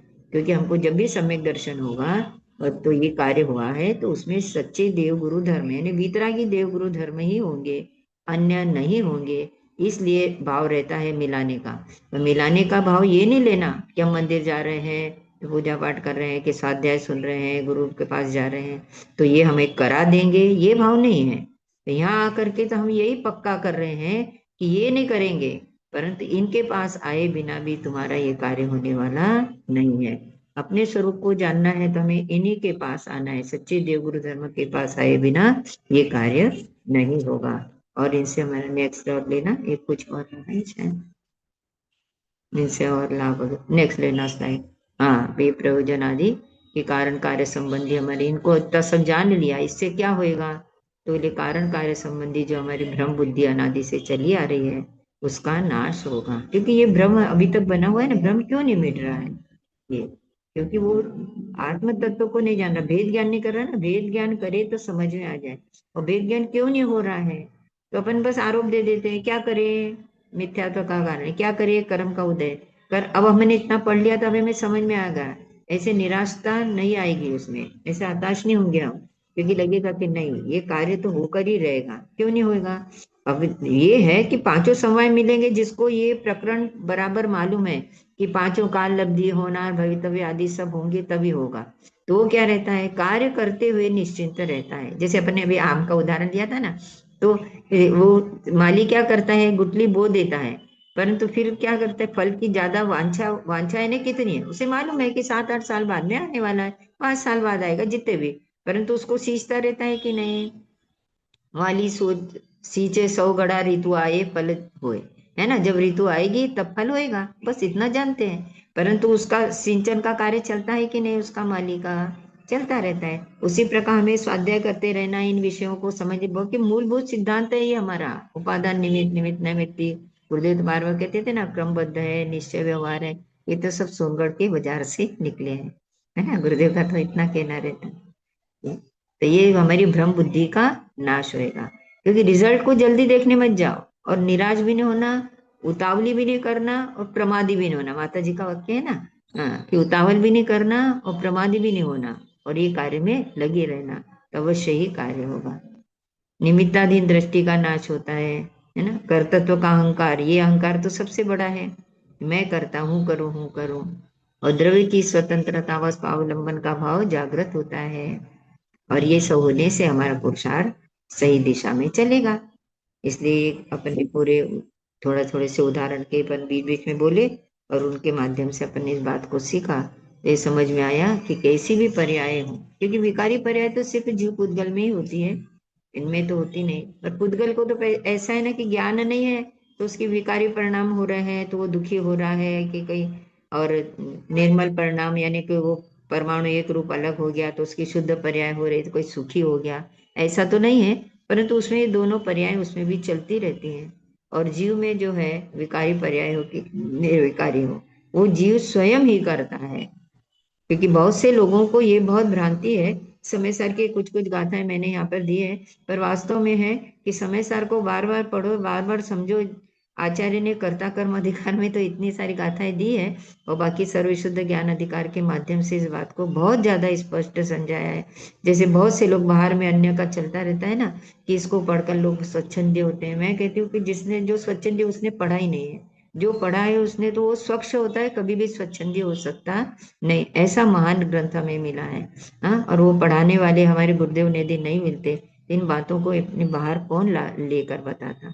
और हमें ये बता रहे हैं तो हमें विशेष समझना चाहिए। गुरुदेव ने बताया, उनका तो उपकार है ही, और अभी तो हमें इस टीम का बहुत उपकार समझना चाहिए कि भाई लोग सब जुड़े हुए हैं इसमें, भाई बहन जो जो भी, और हमें इस बात को समझा रहे हैं। तो अच्छा, ये बहुत अच्छा है कि अभी बीजारोपण हो जाए बाल्यावस्था से ही, तो बड़े और बच्चों सबके लिए है ये विषय। तो ये पढ़े हम बहुत ज्यादा विषय रूप से, और उसमें जुड़ जाएं कि हमारा हित है। बस मूल ये समझना कि इस कार्य को करने में मेरा हित है, किसी का नहीं है ना। अपने हित रूप से पढ़ेंगे तो कार्य अवश्य ही होगा, और सब काल अवधि को आना ही पड़ेगा। ऐसा कुछ है नहीं कि उसको मिलाना पड़े। तो इसलिए विकारी निर्विकारी जो भी पर्याय हो रही, वो करता हम स्वयं ही है, कर्म या कर्तव्य नहीं है। तो उसे जिस प्रकार करता है, ऐसा भोगता भी जीव ही है, स्वयं ही है। अन्य पर हमको दोष देना नहीं है कि अन्य के कारण मेरा ये कार्य नहीं हुआ। ये दोषारोपण देने की मान्यता नष्ट होती है। इसलिए हमें ये समझना बहुत ज्यादा जरूरी है। और इस प्रकार से अपन ने थोड़े से इतने समय में ये विषय को समझा। जिनवानी स्तुति ले लेंगे, जिनवानी हाँ, स्तुति। निज निधि निज में बताई, यह अनंत उपकार है। उसके लिए जिन वाणी माँ को वंदना शतबार है, वंदना शतबार। चलो दर्शन जी, अभी हम आमंत्रण देंगे हमारे सोनगढ़ के माननीय वाचनकार श्री अतुल भाई कामदार की आज के क्लास में आगे मुख्य बिंदु पर कुछ उनकी विशेष स्पष्टता प्रकट करें, और वॉइस ऑफ यूथ का एक प्रश्न नागेंद्र जी का पूछा गया है, उसका भी समाधान देंगे। जय जिनेन्द्र। जय जिनेन्द्र।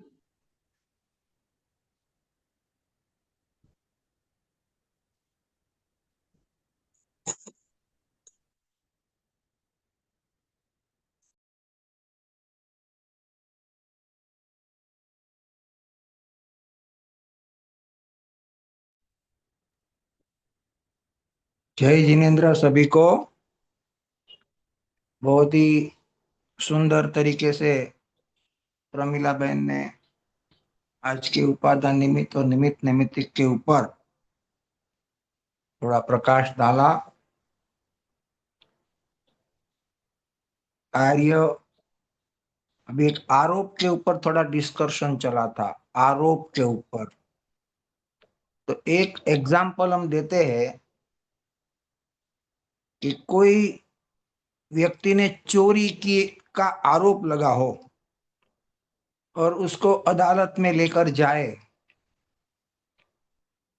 तो जज जो है तब तक उसको गुनहगार या सजा नहीं सुनाता जब तक कि उस पर लगा आरोप सिद्ध न हो जाए। चोरी का आरोप लगा है, आरोप लगा है, अभी वो गुनहगार सिद्ध नहीं हुआ है। ऐसा कुंभार को कर्तापने का आरोप लगा है, अभी वो सिद्ध नहीं हुआ कि वो वास्तव में करता है या नहीं। सभी पहलू से देखने में आया तो कुंभार परद्रव्य है और घड़ा जो है वो परद्रव्य है। दोनों द्रव्य भिन्न भिन्न है। कुंभार घड़ा रूप परिणमता नहीं है। कार्य सिर्फ माटी का व्यय और घड़े की उत्पत्ति में देखने आया। तो इन सभी कारणों के ऊपर पहलू डालने के बाद सभी कारण कुंभार का, हस्तादि का, चाक का, दंड का, जमीन के आधार का, सभी आरोपों को खारिज कर दिया जज साहब ने, ज्ञानी गुरु ने, कि भाई वो लोग अनुकूल निमित्त है, मगर उसके ऊपर जो कर्तापने का आरोप आया था उसमें वो लोग बिल्कुल किंचित मात्र भी करता नहीं है, इसलिए वो कोई भी घड़े के कार्य का करता नहीं है, इसलिए उनको कर्तापने के आरोप से मुक्त करा। ये आरोप शब्द का अर्थ है। तो फिर वास्तव में कौन करता है? तो अल्प समय की योग्यता पर घड़ा रूप पर्याय को प्राप्त हुआ, माटी अपनी पूर्व क्षणवर्ती अनंतर पूर्व क्षणवर्ती पर्याय का व्यय हुआ और तत्समय की योग्यता में घड़ा की उत्पत्ति हुई, वास्तव में कार्य का कर्ता निश्चित से वही है। तो उस वक्त अनुकूल कारण जितने भी थे जिस पर आरोप था, ये सिद्ध नहीं हुआ था कि वो करता है, क्योंकि बहुत सारे कारण हैं, इसलिए शब्द आरोप को ही वहां उपयोग में लाया गया है। बहुत अच्छा आज का क्लास चला। और एक प्रश्न था भाई साहब का कि भाई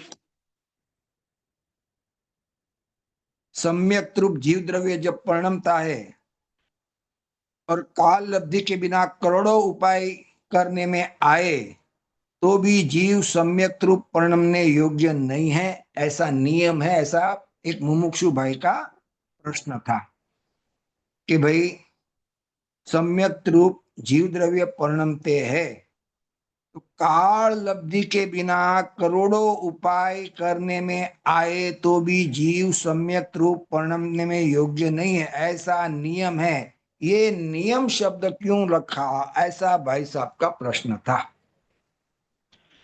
तो आपको खास कह दूं कि ये जो काव्य है, ये जो शब्द है, ये कलश टीका अमृतचंद्र आचार्य देव रचित कलश, उसके ऊपर कलश टीका की रचना हुई राजमल जी पांडे की तरफ से, उसमें चौथा कलश लिया गया है और उसमें से ये शब्द लिया गया है।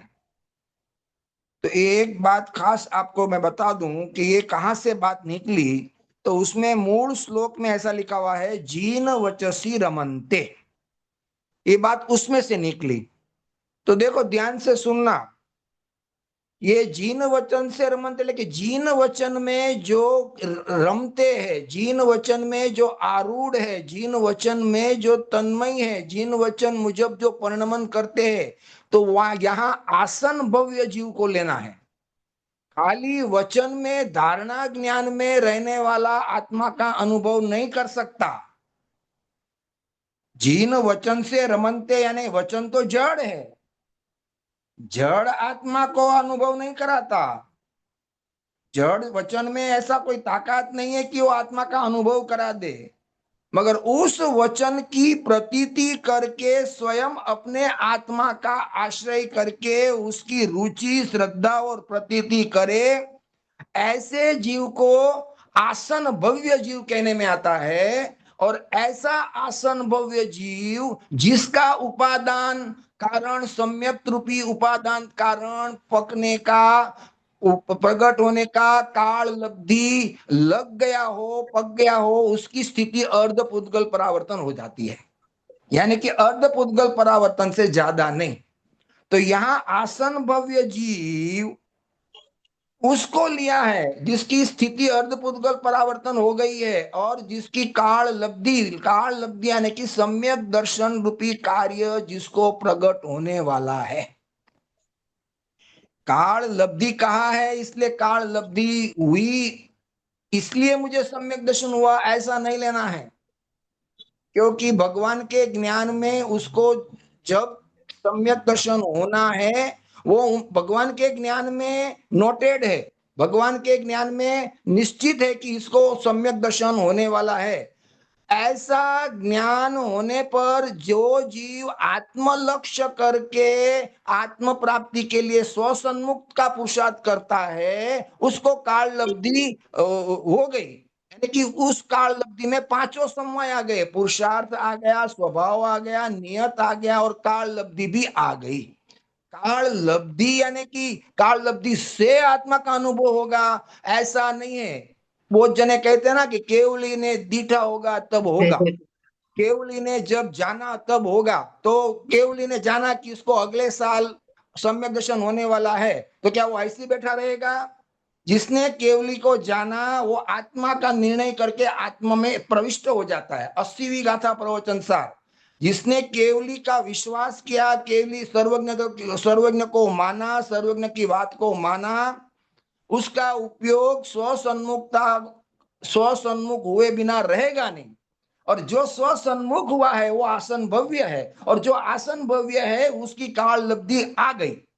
यहाँ काल लब्धि यानी परतंत्रता नहीं लेना है। जब जैसे समुद्र में अगर गिर जाता है तो काल लब्धि आएगी तो मैं बचूंगा, केवली ने देखा होगा तो मैं बचूंगा, और केवली ने नहीं देखा होगा तो मैं मर जाऊंगा, ऐसा करता है वो। क्या हाथ पैर हिलाकर बचने का प्रयास करता है, पुरुषार्थ करता है ना। तो काल लब्धि कहने में पांचों समवाय आ गए, पुरुषार्थ आ गया, स्वभाव आ गया, नियत आ गया, काल लब्धि भी आ गई, और निमित्त का अभाव भी आ गया। तो यहाँ काल लब्धि ऐसा जो नियम कहा है वो आसन भव्य जीव जो स्वसन्मुखता का पुरुषार्थ से आत्म प्राप्ति का जो प्रयास करता है, जिसने तीर्थंकर सर्वज्ञ को माना, सर्वज्ञ की प्रतीति की, उसके वचन की प्रतीति की, उसके वचन का विश्वास करके उस वचन का भाव जो आशय अपने आत्मा का आश्रय लिया, उसको काल लब्धि आ गई। ऐसा काल लब्धि आएगी तब अपने आप सम्यक दर्शन हो जाएगा, मुझे कुछ पुरुषार्थ नहीं करना है, ऐसी बातें यहां लेना नहीं है। काल लब्धि में ऐसा है कि कल आपकी मृत्यु होने वाली है, तो क्या आप ऐसे बैठे रहेंगे, कल तक राह देखेंगे, या डॉक्टर को बुलाएंगे, पुरुषार्थ पूरा का पूरा करेंगे, प्रयत्न करेंगे बचने का। ऐसा भगवान के ज्ञान में निश्चित आ गया कि ये भाई साहब को केवल सम्यक दर्शन या केवल ज्ञान होने वाला है ये समय में, वो तो भगवान के ज्ञान का इतना एक जोरदार उनका सामर्थ्य है। मगर ऐसा ज्ञान जब ग्रहण होता है तो उसका उपयोग आत्मसन्मुख होकर पुरुषार्थ की तरफ जोर देता है, और इसीलिए 5 समय में पहला पुरुषार्थ आया और फिर दूसरा स्वभाव आया, और जो पर्याय स्वभाव में, जो शक्ति स्वभाव में थी उसका वही प्रकट हुई, वो नियत आया, और उसका जन्म क्षण कहो, काल लब्धि कहो, तत्समय की योग्यता कहो, जन्म क्षण कहो, एकार्थ है वो आ गई। तो जो आसन भव्य जीव है उसको काल लब्धि आ गई, और जो भगवान के वचन में धारणा रूप लेके बैठ गया, धारणा लेके बैठ गया, उसको लाख उपाय करने के बाद भी आत्मा का सम्यक दर्शन नहीं होता, उसके लिए यहाँ कहा है कि सम्यक रूप परिणमने योग्य नहीं है, ऐसा नियम है। और जो आसन भव्य है, जो पुरुषार्थ, यानी कि केवली ने दिखा तब होगा, ये बात सही है, मगर किसके लिए? जो आत्मसन्मुख का पुरुषार्थ करता है उसके लिए। मगर वो बैठा रहा, नहीं केवली ने दिखा होगा तब होगा, मैं तो कुछ नहीं करूंगा, वो पुरुषार्थहीन बात नहीं लेना है। इधर काल लब्धि का ओथ नहीं लेना है कि जब होगा तब होगा, मेरे को कुछ नहीं करना है, थाली में भोजन गिरा, जब आना है तब आएगा, मुझे कुछ नहीं करना है, ऐसा नहीं है। वो पुरुषार्थ तो करना पड़ेगा ना। तो 5 समय में पहला पुरुषार्थ है, दूसरा स्वभाव है, तीसरा नियत है, और चौथी काल लब्धि है। तो ये 5 समय आ गए। काल लब्धि कहता 5 समय आ गए, यानी कि पुरुष जैसा केवली की ज्ञान में ऐसा निश्चित हुआ कि इसको ये समय में केवल ज्ञान होने वाला है, ऐसा मैंने जाना, ऐसा केवली का विश्वास करने वाला, केवली की प्रतीति करने वाले का ज्ञान स्वसन्मुख, पुरुषार्थ स्वसन्मुख उपड़े बिना रहता नहीं। और जिस आसन भव्य जीव का स्वसन्मुखता का पुरुषार्थ हुआ उसकी काल लब्धि आ गई, यह ऐसा अर्थ लेना है। समझ में आया? तो ऐसे जीवों को काल लब्धि आ गई ऐसा कहने में आता है। और ऐसा कोई नहीं करता है, पुरुषार्थ नहीं करता है, केवली ने देखा जब होगा, ऐसा जो पुरुषार्थहीन बात करता है उसको लाख उपाय करो तो भी वो सम्यक दर्शन प्रकट करने के योग्य नहीं है। ऐसा नियम वो चौथे कलश में बताया है। समझ में आया?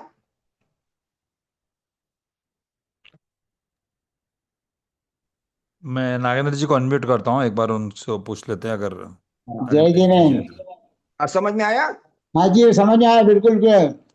भव्य आसन जीव की बात है, और जो श्रद्धा प्रतीति करता है भगवान के वचन की और अपने सत्सन्मुख होता है, उसके लिए ये पुरुषार्थ करके अपनी काल लब्धि प्रकट करेगा, उसके लिए। काल लब्धि आ गई ऐसा कॉल यहाँ करार देते हैं, गुरुदेव कॉल करार करते हैं, माता जी ने कॉल करार किया है कि जब चैतन्य में क्या भरोसा कर, चैतन्य का विश्वास कर, तो परिणति उत्पन्न होगी होगी होगी, वरना 14 ब्रह्मांड को शून्य होना पड़ेगा। तो बिल्कुल यहाँ बिल्कुल पर काल लब्धि कहने का मतलब जो पुरुषार्थ करता है, केवली के निर्णय करके, केवली के जो वचन है उसका हाँ ऊपर अमल करके आत्मसन्मुख का पुरुषार्थ करते हैं, उसको काल लब्धि आ गई। भले जी ने जी फिर जी हर उधर परावर्तन का टाइम खींच ले मोक्ष में जाने के लिए, जी जी, कोई बात नहीं है। मगर जिसने वचन को पकड़ा मगर आत्मा को नहीं पकड़ा तो तो उसको नहीं होगी काल लब्धि। काल लब्धि उसको कभी होगी नहीं, वो नियम है। हाँ बिल्कुल ठीक है, बिल्कुल। आ ओके। गया भाई, बहुत बढ़िया, बहुत अच्छा समझाया आपने। जय जिनेन्द्र। जय जिनेन्द्र।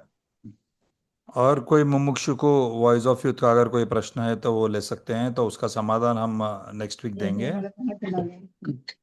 किसी भी मुमुक्षु को वॉइस ऑफ यूथ का प्रश्न है तो छेड़ा वो ले छेड़ी क्यों सकते। करते हो ज्यादा, कुछ तो करिए। ठीक है, किसी का प्रश्न नहीं दिख रहा, मैं एक प्रश्न पूछता हूँ, आज के स्लाइड संबंधी है।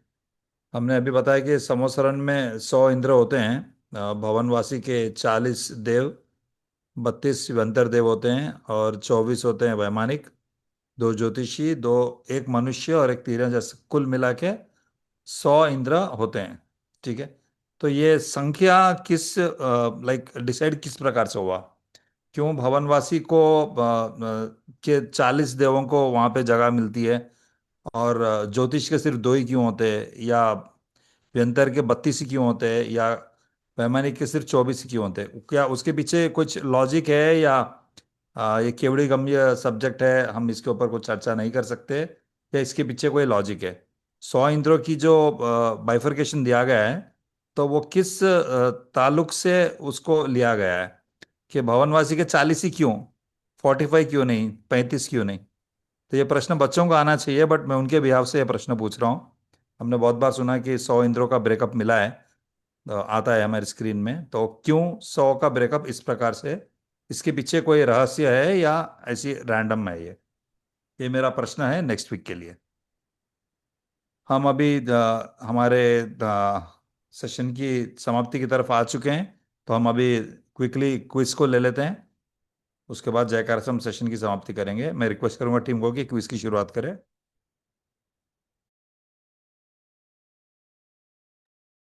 जय जिनेन्द्र सभी को।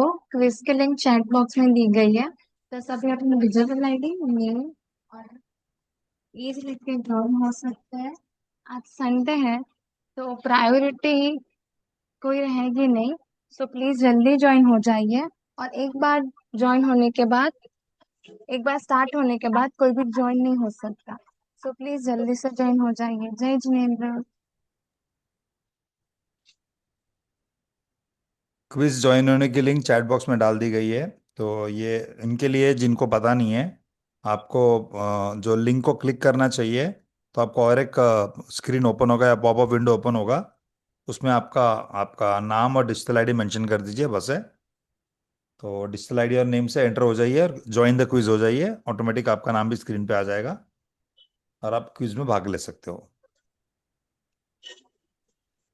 हम 20 सेकेंड्स में क्विज की शुरुआत करेंगे, क्योंकि हमारा समय हो चुका है।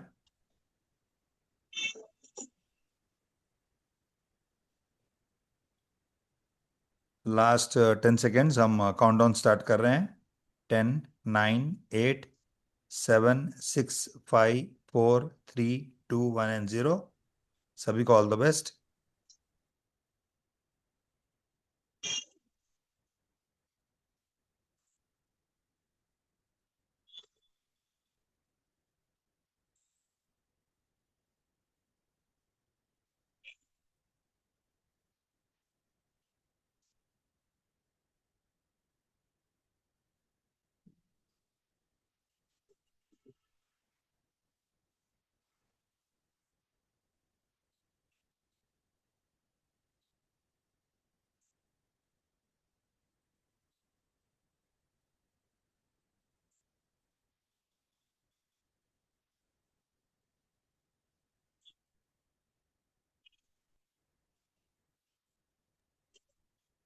सोच समझ के जवाब दीजिए, थोड़े गलत जवाब आ रहे हैं सभी के, इसलिए क्लास एक्यूरेसी का परसेंटेज कम आ रहा है।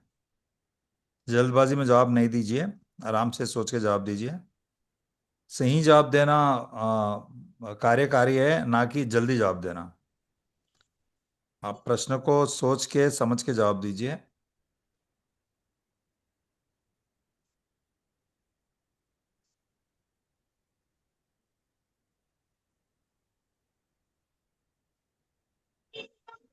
हमारे पहले विनर स्क्रीन पे आ रहे हैं अभी।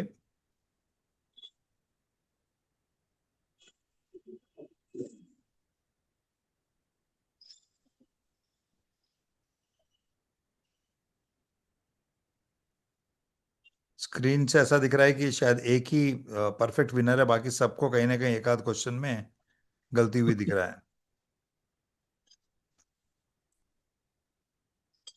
हम नेक्स्ट 30 सेकंड्स में क्विज को समाप्त करेंगे और उसके बाद हम स्ट्रेट अवे क्वेश्चन आंसर पे चले जाएंगे। तत्पश्चात हम विनर्स के तरफ जाएंगे जब तक सॉफ्टवेयर अपडेट कर लेगा। Last 20 seconds.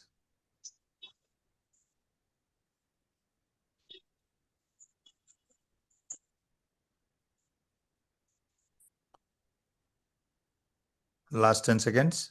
10, 9, 8, 7, 6, 5, 4, 3, 2, 1 एंड 0। क्विज को एंड कर रहे हैं और हम प्रश्न का उत्तर के तरफ आगे बढ़ रहे हैं। हम क्वेश्चन आंसर्स में क्या आ रहे हैं। हम पहला प्रश्न का 12 लोगों ने सही जवाब दिया, 8 लोगों के गलत जवाब गए। क्या बात है। हाँ, पद और निमित्त दोनों कारण एकत्रित होकर कार्य करते हैं। क्या लोगे इसको? दोनों एक साथ मिल सकते हैं क्या? ये पहले बार बार आ रहा था। ये उपादान निमित्त दोनों कारण एकत्रित होकर कार्य, एकत्रित है मिल करके। हाँ, मिल के एकत्रित यानी कार्य मिलके सहायक, एक दूसरे को सहायक होके करते हैं। तो ऐसा हाँ, ऐसा तो होता ही नहीं है। नहीं होता तो नहीं वाला आता ना। सही जवाब, करेक्ट। नहीं जवाब करेक्ट नहीं है। नहीं was the B was the right answer. Second वाले में 11 सही है और 9 गलत है। क्या बात है। अभी तो नियम रूप कारण तो पहले से ही अपना चल रहा है ना। सम्यक जी। दर्शन प्राप्ति का नियम रूप कारण कोई भी कार्य हो रहा है उसमें नियम रूप कारण क्या बन रहा है? नियम रूप कारण तो तत्समय की योग्यता को ही ले रहे योग्यता हैं। आज की क्लास में हाँ भी हमने लिया। हाँ, और ये आज तो की हर ही क्लास में क्लास भी ये में आता वाक्य को लिया हमने कि तत्समय की, अतुल भाई ने भी समझाया कि तत्समय की योग्यता। है। हाँ, तत्समय की योग्यता। और बच्चे ने बोला था उस समय भी डबल बुलवाया था, जी। इसका दूसरा नाम क्या? तो वो तत्समय की योग्यता पर। चलो करेक्ट। कोई बात नहीं। ध्यान रखना। तीसरा प्रश्न में 9 सही है और 11 गलत है। क्या बात हो गई। निमित्त नैमित्तिक संबंध को ही कौन सा संबंध कहते हैं? ये मैंने 2 बार बोला था इसको, इसीलिए कि निमित्त क्या है? कारण है। और नैमित्तिक क्या है? कार्य है। तो कहा था ना ये कारण कार्य संबंध है। उपादान निमित्त वाला संबंध तो हो ही नहीं सकता, क्योंकि करेक्ट। दोनों एक जैसे तो है ही नहीं। कहा था पहले कि उपादान निमित्त दोनों कारण है। और कार्य का कौन सा हो रहा है? कारण कार्य वाला संबंध तो निमित्त नैमित्तिक संबंध है। और कर्ता कर्म की तो मान्यता हमारे अंदर बैठी हुई है कि हम निमित्त नैमित्तिक संबंध को कर्ता कर्म मान कर्ता रहे हैं। कर्म मानते हैं, वही तो ये हमारी तो बहुत मिथ्या बड़ी, मान्यता है। हाँ, बहुत बड़ी गलती है। तो ये तो मिथ्या मान्यता हो गई। और जी। उपादान निमित्त का भी लिया था कि वो तो है ही नहीं। ये इसलिए मैंने समझ दो गए। बार बोला था इसको कि नहीं है। और जी। कर्ता कर्म भी नहीं है, ये तो मान्यता में गलत आया। और यस, कारण कारण कार्य कार्य संबंध होता ही है। सही है, जी। क्योंकि निमित्त कारण है और नैमित्तिक कार्य है। और ये अभी। ज्ञायक संबंध तो ही नहीं सकता, क्योंकि जी। जानने के रूप में वाला इसका प्रकरण नहीं है। चौथा प्रश्न तो हम सबको शॉक कर देगा। सिर्फ 3 ही सही उत्तर है, 17 गलत उत्तर है। अरे क्या बात इतना है। इतना कठिन प्रश्न दिखा लोगों को। क्या बात है ये प्रश्न, क्योंकि ये पहले आ चुका है शायद। जी। ये प्रश्न नहीं आया पर एक्सप्लेन किया था किसी ने। एक्सप्लेनेशन में आता है जी। हाँ, अब आज नहीं कर पाए ये वाला शायद शब्द। सिद्ध भगवान वाला सम्यक दर्शन में देव शास्त्र गुरु निमित्त होते हैं। तो सिद्ध भगवान कौन से निमित्त? अब ये पूछो कि निमित्त के जो अपन ने कारण बनाए थे ना, अंतरंग कारण, बहिरंग कारण, उदासीन, प्रेरक आदि, ये जो 4 बताए थे, तो सिद्ध भगवान जा सकते हैं इधर से उधर? आप लोग बोल दो नहीं ना। जा सकते। क्रियावती शक्ति है, पर उनकी क्रियावती शक्ति क्या कार्य कर रही? स्थिर रूप कार्य कर रही। गमन जी। रूप कार्य तो है ही नहीं गमन रूप उनका। नहीं है, करेक्ट है, हाँ तो प्रेरक तो हो ही हाँ नहीं सकते हैं। हाँ, तो प्रेरक हो ही नहीं सकते।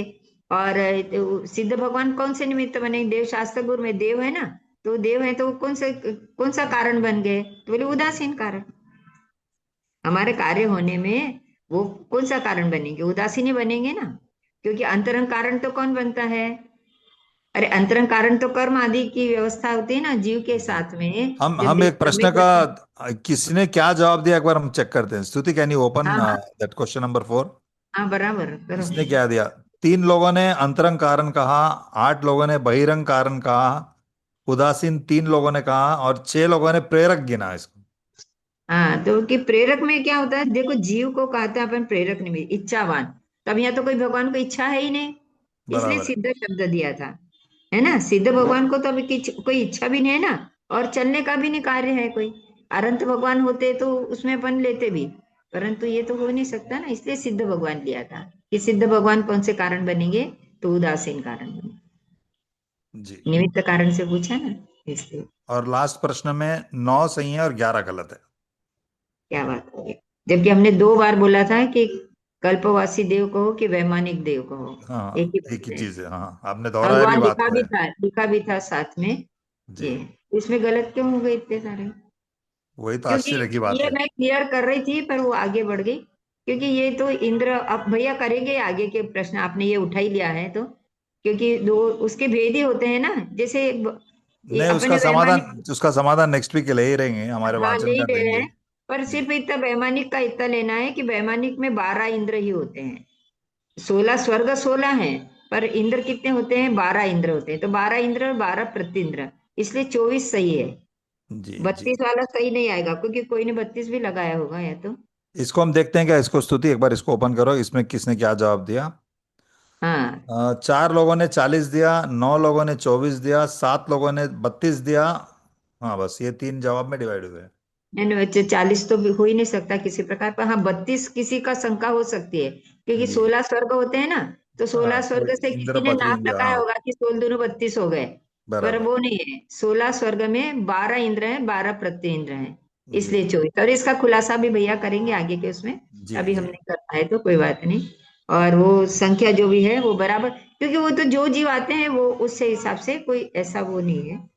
चलो बहुत अच्छा, पर सबने प्रयास किया। हाँ, हमारे और विनर्स विनर्स को देख लेते हैं हम लोग, कौन है हमारे हाँ विनर्स। हाँ 1320 डिजिटल आईडी विदय जैन राजकोट, उसके बाद तीर्थ गोपानी, उसके बाद प्रिशा मेहता, उसके बाद नागेंद्र जी जैन और विश्वेश्वर जी जैन। ये हमारे अच्छा, आज के 5 विनर्स है। सभी को बहुत बहुत, बहुत बधाई। हाँ सब बहुत अच्छा है। चलो फर्स्ट भेजे हम। हम जयकारा से सेशन की समाप्ति करेंगे, और मैं रिक्वेस्ट करूंगा कोई भी हाँ स्टूडेंट कोई को कि बच्चे, वो हाँ जयकारा ले ले। जैनी बेटा, आपको लेना है जयकारा? जैनी, लेट्स हैव द जयकारा स्लाइड ऑन द स्क्रीन। कोई भी स्टूडेंट को लेना है तो जयकारा हम स्क्रीन पे रख रहे हैं उसको। ठीक है, प्रिशा को लेना है, हम प्रिशा को अनम्यूट करेंगे। प्रिशा बेटा, आपका वीडियो भी ऑन कर दो एक बार। जय जितेंद्र। जिनेंद्र निश्चित सर एंड टीचर। हाँ, एक सेकंड बेटा, जयकारा की स्लाइड रख रहे हैं हम।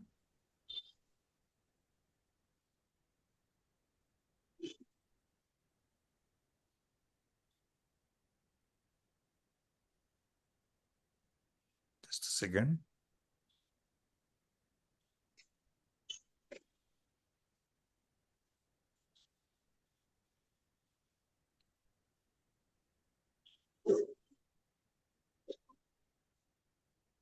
बोलो श्री ऋषभदेव आदि 24 जिनेन्द्र भगवान नो जय हो। जय बोलो श्री सिमंदर आदि 20 तीर्थंकर भगवान नो जय जय हो। बोलो श्री समयसा जी आदि सर्व जिनवानी मात नो जय हो। बोलो श्री कुनकुन आचार्य आदि सर्व मुनिराजो नो जय जय हो। हो। बोलो अनंत अनंत उपकारी पूज्य कहान गुरुदेव नो जय जय हो। जय बोलो धन्य अवतार प्रसन्नमूर्ति भगवती मात नो जय जय हो। सुवर्णपुरी तीर्थ धाम नो जय जय हो। सत्य सत्य सनातन दिगंबर जैन धर्म नो जय हो। जय। सभी साधर्मियों को जय जिनेन्द्र। हाँ, हम समाप्ति की घोषणा करने के पहले हम एक चित्र आपको बताना चाहेंगे। जो हमारी ट्यूसडे की जो क्लास शुरू होने जा रही है, श्री इष्टोपदेश जी ग्रंथ पर पूज्य गुरुदेव जी के प्रवचन, तो ये पहला श्लोक का चित्र है, हमने सभी व्हाट्सएप ग्रुप में डाला। तो आपको चित्र जो एक कला फॉर्म में है, आर्ट फॉर्म में, इस चित्र से आपको गाथा का सार या गाथा को समझना है, और ये चित्र और उसमें कोरिलेशन क्या है आपको बताना है। चित्र से और गाथा में क्या संबंध है, कि श्री इष्टोपदेश जी के पूरे 51 श्लोक के 51 हमारे पास उसके आर्ट फॉर्म आए हैं, चित्र आए हैं जो स्केच करे गए हैं। तो आप सभी को एक छोटा क्विज टाइप समझिए आप, कि ये इसमें क्या रिलेशन है, कोरिलेशन क्या है, ये जो हम चित्र देख रहे हैं इससे पहला श्लोक को क्या संबंध है, या हम दोनों में क्या संबंध जोड़ सकते हैं। ये हमने पूरे व्हाट्सएप ग्रुप में डाल दिया है, सैटरडे यानी कल डाल दिया था। तो ट्यूसडे नाइट को हमारी जो क्लास है पूज्य गुरुदेव जी के प्रवचन की, नया शास्त्र जी हम ले रहे हैं, श्री पूज्यपाद स्वामी द्वारा रचित, आचार्य देव द्वारा। ये उसका एक फर्स्ट जो श्लोक है उसका चित्र है ये। तो ऐसा इसी प्रकार से पूरे श्लोक के एक एक श्लोक का एक एक चित्र हर वीक हम बताएंगे उसको। तो सुवर्णपुरी तीर्थ धाम की ओर से और हमारे ऑनलाइन पाठशाला टीम के सभी टीचर्स की ओर से सभी प्यारे बच्चों मुमुक्षु को जय जिनेन्द्र। हम आपसे मिलेंगे ट्यूसडे फॉर ट्यूसडे पाठशाला ऐप क्विज और पूज्य गोदेशी के प्रवचन। फ्राइडे होगा हमारा भक्तामृत स्तोत्र पर चल रही वर्जन 17। नेक्स्ट संडे को कंटिन्यूएशन रहेगा हमारा उपादान निमित्त का सब्जेक्ट। तब तक के लिए आप सभी को जय जिनेन्द्र। जय जिनेन्द्र, जय जिनेन्द्र।